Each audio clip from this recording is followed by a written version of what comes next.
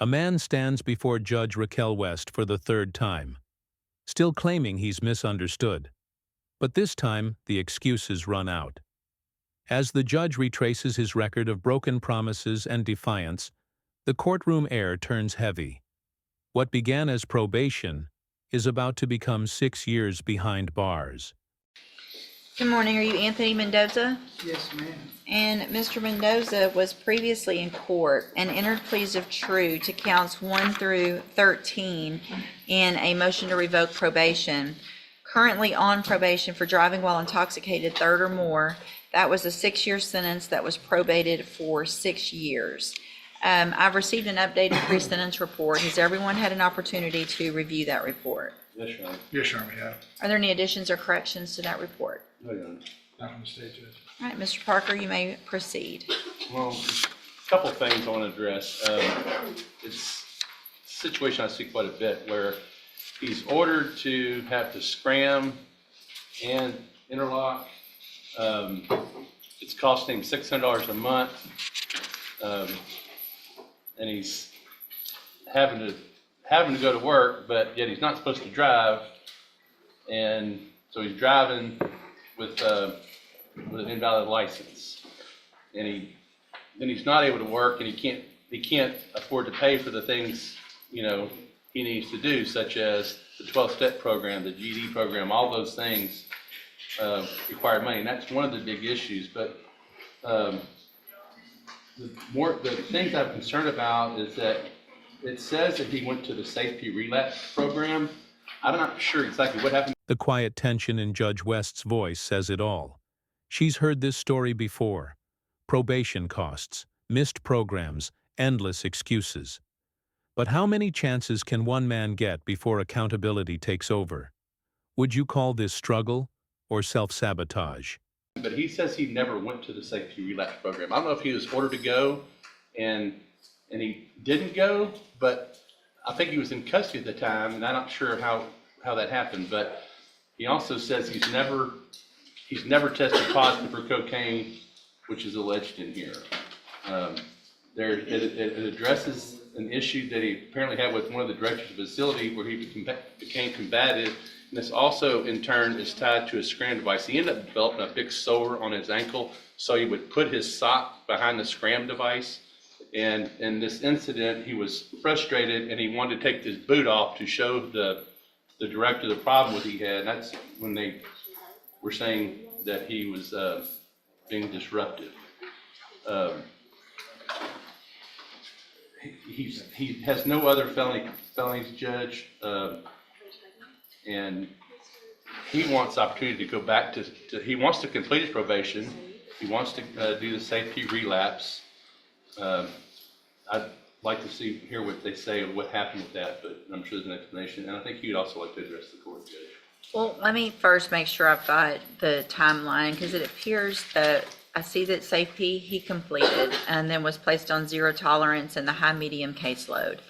And after that, there was an issue where he was testing positive, again, for alcohol and cocaine, which I understand he denies the cocaine, but that's what this alleges.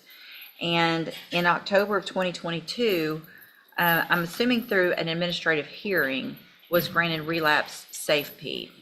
Yes, ma'am. There was a motion to revoke that was filed and came before the court, and he was ordered to go to relapse safe-P, and he absconded. And he never went to relapse. So he wasn't in custody? No. Okay. And then, so we didn't see him again until August 11th of 2023, when he was arrested in Houston.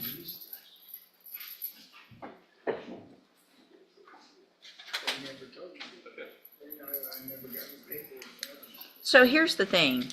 There's a moment here where the courtroom grows cold. Not from anger, but exhaustion. Everyone's been down this road with Mendoza before.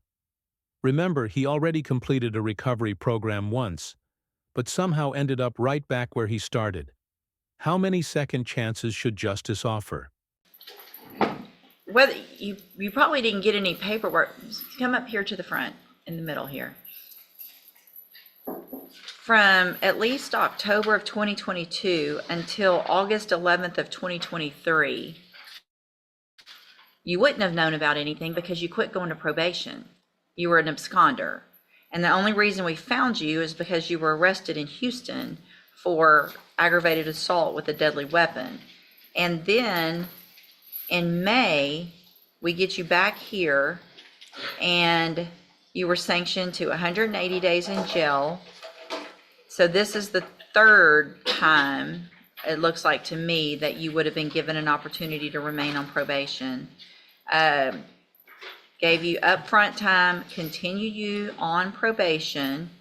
Courtesy supervision was sent to Harris County.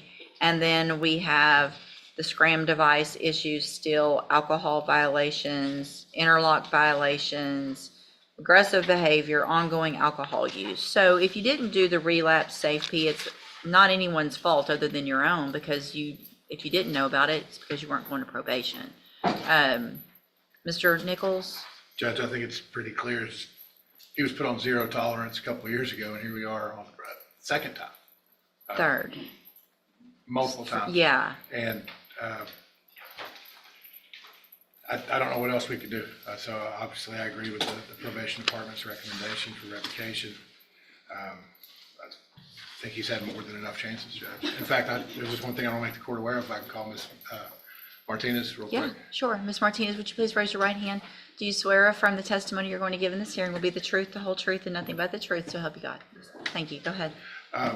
Ms. Martinez, you were supervising, well, Mr. Mendoza was on Harris County supervision, correct? Yes, sir. And you were back in October when he started having these violations and the warrant was issued. Did you advise him? That single word, ha, speaks louder than any testimony. It's defiance wrapped in mockery, a small act that now carries massive weight. Sometimes it's not just the crime, it's the attitude that seals your fate. Turn himself in? Yes. And what was his response to you? He had responded with an email that said, "Ha." That was his only reply to you. Did I ask you to print me out a copy of that? Yes. Showing you what I marked mistakes as Exhibit 1 for purposes of this hearing. Is this a copy of the email with his reply to you? Yes. I'll tender to the defense attorney, Your Honor. I'll tender to the court for purposes of this hearing. I'll offer State's Exhibit 1. It's admitted. And is that pretty consistent with his level of cooperation and attempts to maintain probation while he's been supervised? Yes, sir. No other questions, Your Honor. All right, any questions? Just a couple. I want to clarify on the relapse program. You said y'all came to court on motion to revoke. Is that my understanding? Yes. And so the safety relapse was ordered by Judge West, Yes. and he was here. The defendant was here. Mr. Mendoza was here that time. Yes, sir. Well, wouldn't he have been taken into custody? Let me make sure, because I wasn't supervising. Okay.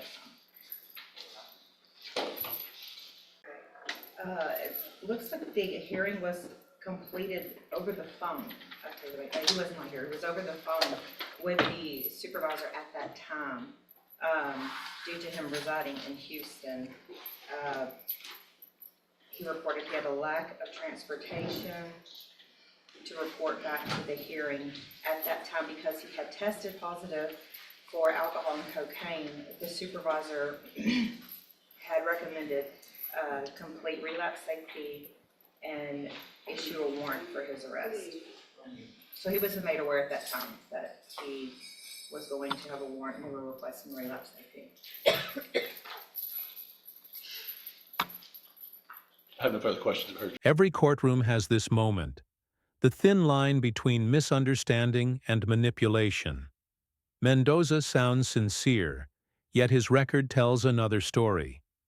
Remember when he said he never tested positive? The reports say otherwise. Judge. All right, anything I have no else? other questions for Ms. Your Honor. Martinez. Thank you, Ms. Martinez. I think he wanted to address the court, but we never did because we Sure. talked with her. Go ahead. Would you like to tell the court? Do you want to tell the court? You're saying I went to safety twice, I never went. Nobody's saying you went to safety twice. We're saying you went to You're saying safety. I'm Hold on, absconding? don't, listen. I'm gonna let you talk, but don't talk over me. We're saying that you went to safety and then that you were ordered to go to the safety relapse, but you never came and turned yourself in after that phone call where you were told that there was to be a warrant for your arrest. So no, you never went to safety relapse. Go ahead.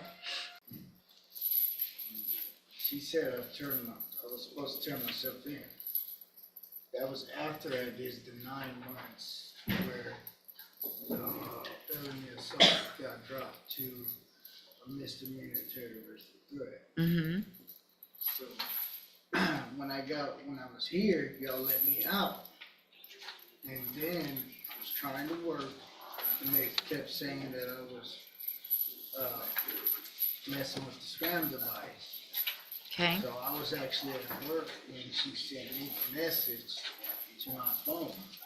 And I was trying to work and trying to pay, for the devices and stuff, since they were violating me for the operating my truck without court permission. Mm-hmm. So that's when I just didn't turn myself in. Right. So did you respond? Is that email? That was Yes, ma'am. that's what you thought about all that? Yes, ma'am, I did actually say that. You thought that was funny? It's because I was agitated and I was taking lunch at work, and I was trying to do things, trying to make money to take the classes, but with being on the spam device. Well, you had money to. For a moment, you can almost feel sorry for him. The bills, the devices, the deadlines, they pile up. But Judge West's face doesn't soften. Because sympathy without responsibility is just another excuse. Would you believe him at this point? Buy alcohol. You hadn't, because you kept drinking, because you kept messing. I mean, Mr. Mendoza, you have been given so many opportunities on this probation, and I understand that those things are expensive. However, if you had at any time stopped testing positive and having blood alcohol readings that were positive on those things, then you could have eventually gotten off of those. I don't keep people on those for very long, but the reason we had to keep doing it for you is because you kept drinking. You kept messing up. And so you don't get to say, I kept messing up. I mean, seriously, you got the initial probation in 2021. You got relapse, you got safe P, you got some upfront time because of the Harris County issue, didn't revoke you, haven't revoked you, 3 times haven't revoked you. And here we are with all of these violations. Through the TDCJ program, I was doing what I needed. The only time I had issues when I had. This is Judge West's breaking point. Calm authority giving way to moral exhaustion. She's not just sentencing a man. She's confronting a pattern. It's that rare moment when justice sounds less like punishment and more like tough love. The foot problem that I got from the halfway house. That's the only reason they said I absconded from the TDCJ program. Okay. I've actually done well through the program, through with the supervisor division. The only time I messed up is when they stopped supervising me and made me go do these things by myself. Well, how old are you? How old are you? I'm 43. 43 years old. And I have no felonies on my record except for this. That doesn't mean anything. You have this felony and you have 6 years hanging over your head. And you've been given all the tools. You went to SafeP, you got aftercare.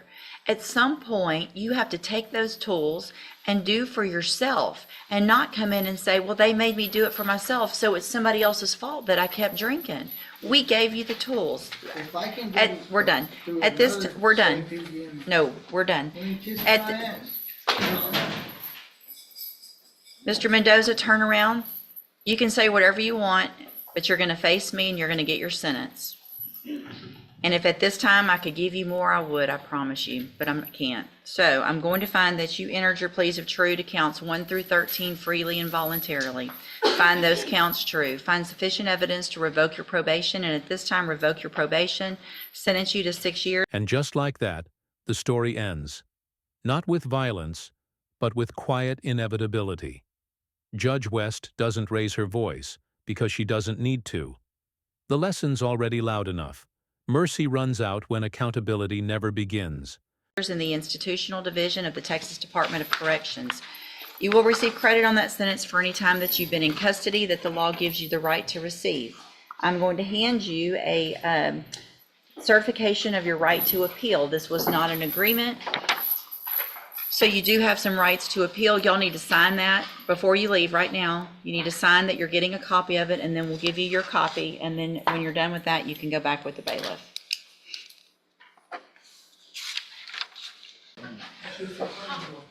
Huh? I know. I thought about lots of things. None of them would have been appropriate, but all of them crossed my mind. May I have the excuse, Judge? Yes, it's probably a good thing, Mr. Parker. Okay. I just don't even know where to go next. There's a subtle humanity in her final sigh. Judges aren't immune to frustration or disappointment.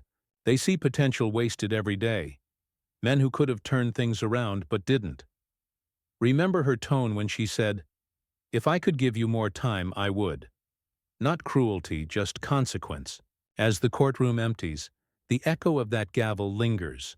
A sound of endings, but also of warning. Judge West gave every chance, every path to redemption. Mendoza chose the hardest one, denial. Because in this courtroom, justice isn't about punishment. It's about the last line between discipline and despair. Mercy is given to those who try. Justice comes for those who don't. If this case moved you, remember, real justice isn't always loud. Sometimes it's a quiet stand for what's right. Like, share, and subscribe for more real courtroom moments and lessons that go beyond the verdict.